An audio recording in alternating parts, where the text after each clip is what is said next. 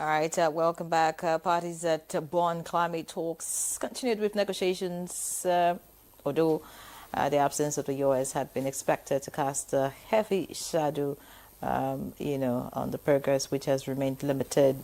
Finance emerged as the key sticking point at the end of the day. And globally, the rerouting of climate finances to other priorities and declining official development assistance are undermining international cooperation and weakening multilateralism. Meanwhile, the climate emergency continues to transcend political, cultural, geographical, economic, and social boundaries. Now, joining us here in the studio for the conversation on Nigeria's participation at the Bonn Climate Change Conference is Dr. Nkiruka Chidiamadwekwe, who is Director General, National Center for Climate Change. A pleasure to welcome you again to Good Morning Nigeria. Thank you for having me here this morning. Now, what were the key priorities, for the country heading into the Bonn conference, and how much are you able to negotiate those priorities? Thank you again for having me. For the country, finance remains a priority, a very key priority, especially coming out from the Baku of the new collective quantified goals, where partners had shared that they were going to give $300 billion. And in the Bonn negotiations, the like-minded developing countries brought up adding Article 9.1, which states clearly that Article 9.1 of the Paris Agreement, which states clearly that developed countries will provide finance to developing countries for their mitigation and adaptation.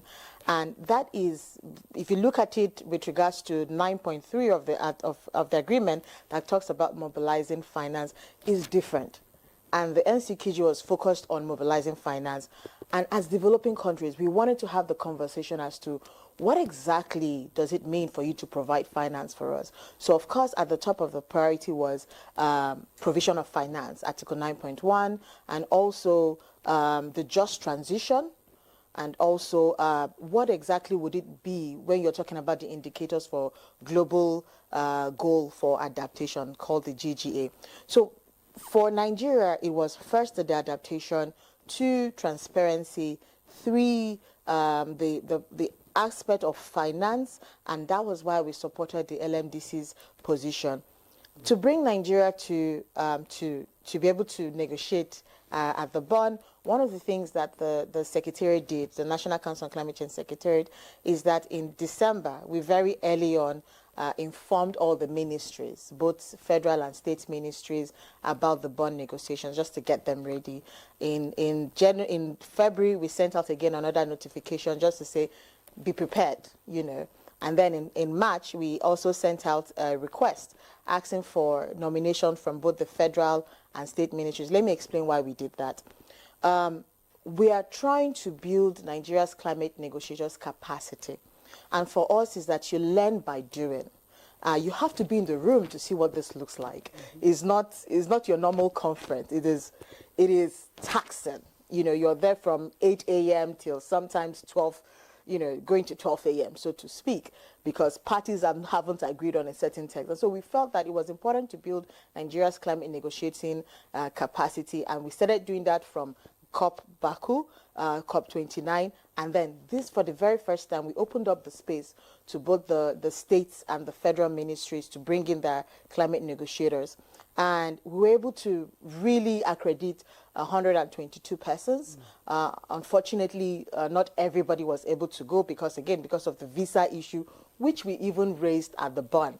And that was one of the issues we raised with our partners at Bonn to say, you're not letting the developed countries participate. You're not giving us the visas to be able to participate. So, again, just in addition to the agenda items, was being able to build Nigeria's climate negotiating capacity, and we're able to do that.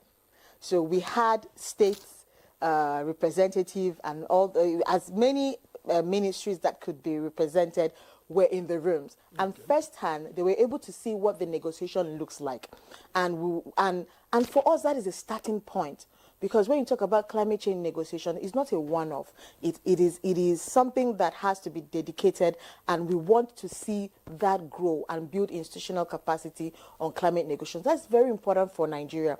Because what people fail to understand is that climate negotiations is not just the climate change space.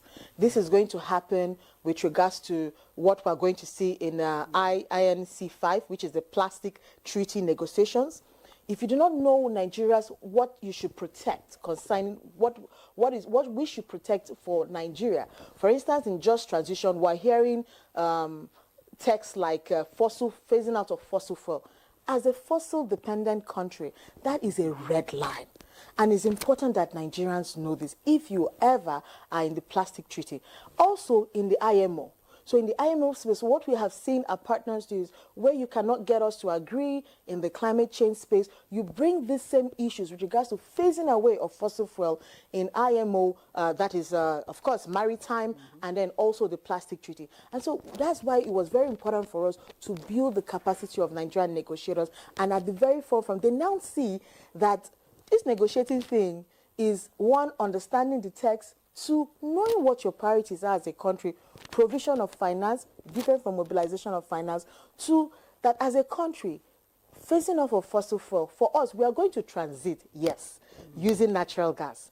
But we cannot, once you see phasing out of fossil fuel, that is a red line for us as a country. And we can't let that, come into our text. So now, what has happened is that you will see that text going to Belém, and it's important that Nigerians are aware.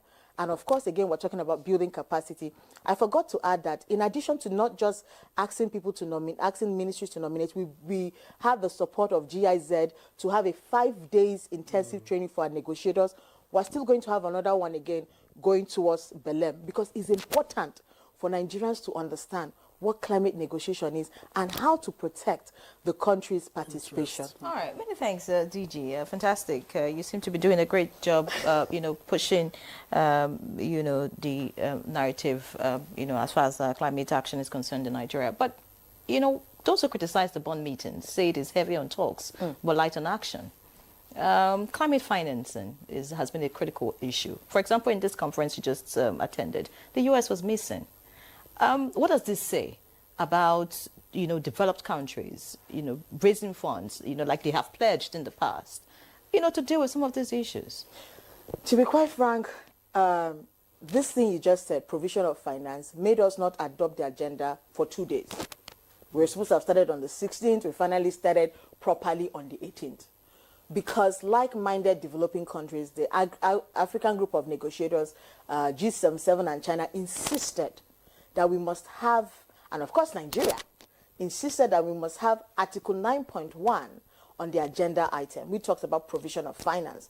Our partners don't want to have this conversation. They want to talk about mobilization of finance, where you can also say that private sector should come into the conversation. But we are saying that, listen, using Nigeria as a case study, in the global fair of emissions, our contribution is very minuscule, really minuscule, less than, you can say 1%. But we are then burdened to drive our climate action agenda using our own funding. And they give you money and call it concessional funding. Meanwhile, it's given to you in foreign currencies that put pressure on your forex. And when we were at Bonn, we said to them, it has to be important that if you're giving us finance, give it to us in our local currency. We need to be able to develop at our own pace. And it's important for us as developing countries to identify what finance means to us. Now, what we got back from Baku was that you can scream all you want that finance is not being given to you. But you need to have the right infrastructure in place. Let me explain what that means. The Climate Change Act has said that Nigeria has established a climate change fund. We need to operationalize the fund as far as yesterday. Because what the fund does is that it says clearly to partners, this is a fund that would help you with regards to your mitigation and adaptation. You can also track the funding. So when a partner says to you, oh, we've given you like 30 billion, it's there, and they know what the money was for. What we also saw missing is very clearly what is called climate finance taxonomy. What does climate finance mean to you? What project would accrue as climate finance supported projects? 3 is what is called climate investment strategy. You have to be very clear where you're moving to as a country. Now we're having conversations on what is called the country platform. So what I'm saying in essence is that, yes, the partners have to do their own bits. But us, as developing countries, we also have to put in place those infrastructure. And I saw the disconnect between the experts and the negotiators. Let me explain what that means. When for us as supposedly experts who understand what is happening, you say, you have to have these things in place. But the negotiators are saying, no, you must have this in the text. What we're saying is that both of them have to go hand in hand. You see a country like Trinidad and Tobago already putting out an action plan, and these people are getting finance like no man's business. Or is it Kenya? So, or Rwanda, that has a green growth fund that has attracted over 20 or so, 250 billion dollars. If Nigeria continues to wait and not operationalize the climate change fund and have very clear documents with regards to policy documents on her climate finance and climate finance taxonomy, we can scream all we want about $300 billion not being enough, but we are not allowing the right infrastructure to be in place to attract that funding. So what are you doing about that? Thank you so much for that question. So we're currently working with of course, we have the support of the Ministry of Finance and also working with NSIA to craft out what the governance structure of the Climate Change Fund would look like. We're also receiving support from the Nationally Determined Contribution Partnership, NDC partnership, to develop the investment plan. We're speaking to partners about support to develop the climate finance taxonomy, but I've given clear deadlines that we have to have this document before Belém. All right, Belém is just some months away. Yes, in November. So before you know it, it's COP30. Yes. And you know, we'll be talking again, like we did in COP29 and like you just did in Bonn. But speak to us really from the way you speak with optimism. You know, like this conference is going to bring some real change. But what role does geopolitical tensions and national interests play in stalling some of this progress? Well, what you said is very important. National interests and geopolitical politics is important because people are there to support and guard their national interests. And it still goes back to why you should know what your national interest is. People say I have it very difficult pronouncing that word, but multilateralism, right? Which basically means all of us coming together to solve a global issue. It looks like it's not working, and we said it very clearly at the Bonn. We were very disappointed. The fact that our partners just couldn't agree to have 9.1 on the agenda, 4.3 of the convention on the agenda that talks about provision of finance. And we said we need to work together to be able to resolve this problem. As a developing country, you need to be able to participate in that conversation. Let me not lie. 2 days, 3-4 days into the whole process, I was like, what are we even doing? Is this necessary? Should Nigeria actually attend the COP? But you know one thing I realized? You know how they say you cannot shave a man's head in his absence? If I kid you not, they will shave your head in your absence. So in as much as it looks like the wheel is not moving, it's gradually moving. Because gradually, we can use the word woke. You can say that the developing countries are now being woke as to what the national interest should be and what kind of partnership they should demand from the partners. They are really now being woke. With the way the talks are going and the conferences are, you know, moving, the temperatures don't seem to be waiting. It's rising by the day. Yeah. Time is running out. Do you think all of this will solve the problem? If you look at the global stocktake that was done, it showed that progress is being made, how be it incremental or it may seem at a very slow pace, but things are changing. If you go back to the history of the UNFCCC, how it all came to be, you know that in the 1960s, people were saying that climate change does not exist. People didn't want to understand that our actions, anthropogenic actions, was affecting the environment. And you had the sustainability, the Brundtland Conference, which changed a lot of things. From then on, we have seen how people have moved, even with the IPCC scientific assessment that is telling us your actions are killing you. Now, businesses are starting to bring in sustainability in their operations. Government is thinking budgeting for climate action. In our own little way, everybody is doing something. And gradually, yes, we are not there yet, but we are slowly moving there, not to make sure that we get to 2.5. So, if anything else, we are gradually reducing, ensuring that our activities are not harming the environment as at the rate it would have if we became an ostrich falling from the 1960s. In practical terms, how do outcomes from conferences, global conferences like Bonn, translate to local action? For instance, what can Nigerians expect in the days and months ahead on the basis of the outcome of the Bonn conference? Okay, so when you go for such meetings, you're not just going there for just the text. You're also going there to firm up on relationship, have bilaterals, and see what you can bring back to your country. One of the things that has come out of the Bonn meeting is a meeting that happened with myself and my DG brother Nezra yesterday, is to have a conversation on what is called the plastic aluminum can deposit scheme, where Nigerians will be paid money for returning back plastic or aluminum can that they use. Because we saw what that was, how we saw Germany has what is called a deposit scheme. And we saw that and we said, how can we adopt that in Nigeria? So we're going to be having informal conversations with relevant stakeholders to see how that will align to the country. So now, exposure. Number two is we had a meeting with Commonwealth where they're going to help us design what is called the Climate Gender Digital Hub, which again will influence Nigerians positively. Not just that, but very important, you asked a very good question, which is livelihoods.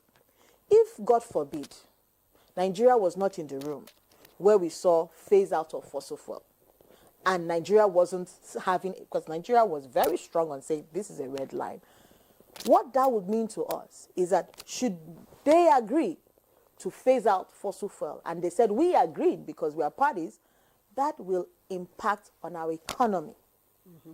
Hugely impact on our economy. So those are things that may not look like they are advantages, but they're very critical to the normal lives of every Nigerian. But economy versus the damage, how do you strike that balance? Yes, critical to our economy because we are a mono economy, but what of the damage, which is existential in nature? Okay, so you're talking about the fossil fuel, no? Okay. What you see happening now is that technologies are in place, and I know that the oil and gas companies are working very hard, especially NNPC and co, are working very hard to put in place, implement regulations that will help them capture what is called methane, reduce gas flaring, utilize the gas flare that we have, and ensure that our processes are sustainable. So those processes are in place. Because you cannot cut off fossil fuel in this country. You're going to have what is called stranded assets. And that leaves us with what? We're going to be further in economic crisis? No. But one thing we have said is that we can use our God-given resources to develop this country. You're talking about, when you talk about energy, you're talking about access to energy. You're talking about energy security. Energy security means access to energy that is affordable and that is available. And what we have is fossil fuel. And the government has said we're going to use natural gas as a transition fuel. All right. Many thanks, DG. We need to wrap up this conversation because of time. And of course, we know that a lot of developing countries, if you like, are hoping that the $100 million, $300 billion fund, as promised by the developed nations, would actually become reality. And of course, as we look forward to COP30, what are your expectations? Fantastic. Expectations is to define what 9.1 means to us. Now, you said something, which is the NCQG. NCQG talks about mobilization of finance, not provision of finance. And we want them to say clearly to us, how are we going to provide that 300 billion, not how are we going to mobilize that 300 billion. It needs to also be clear that when you're giving us funding, what kind of funding are you giving us? Because if you look at the convention, Article 4 of the convention, it talks about grants and concessional loans. and also ensuring that the monies you give to us, if they are concessional loans, should be in our local currency to help us drive and not put pressure on our forex. All right. Hope to see you in COP30 in the coming months. And of course, we hope that some of this narrative would be heard by those who should hear it. Many thanks once again for joining us, DG. Victor, I hope you could help me with this. Yes. Nkiruka Chidia Madwekwe, Director General NCCC.